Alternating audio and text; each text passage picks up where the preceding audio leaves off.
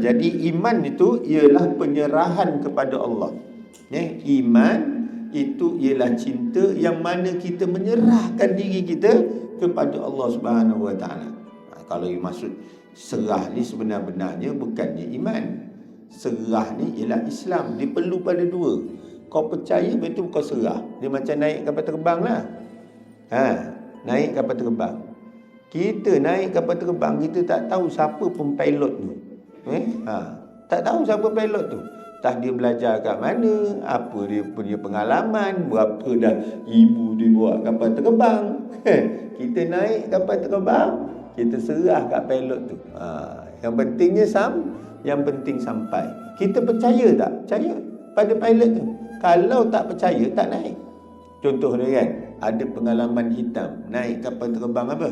Kapal terbang Asia contohnya. Ada pengalaman hitam. Naik tak lagi, tak ada trauma. Nak naik tak nak. Walaupun murah, tak nak. Sebab apa? Sebab dah tak percaya. Tapi kalau kita percaya, oleh sebab itulah di antara rahsia Allah Subhanahu Wa Taala, di antara rahsia Allah Subhanahu Wa Taala tak menzahirkan diri dia. Macam kita tengok, macam kita tak tahu siapa pilot lah. Tak tahu, okey, kita boleh percaya. Dah tahu nanti, memang kita tak nak percaya kan.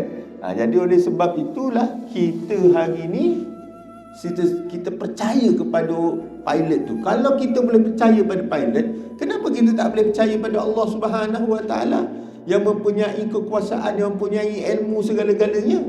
Allah tu mempunyai ilmu lebih daripada ilmu pilot tu. Allah mempunyai kekuasaan, kudrah dan sebagainya lebih daripada kapal terbang tu. Tapi kita tak percaya pada Allah Subhanahu Wa Taala. Yang kita percaya kepada apa?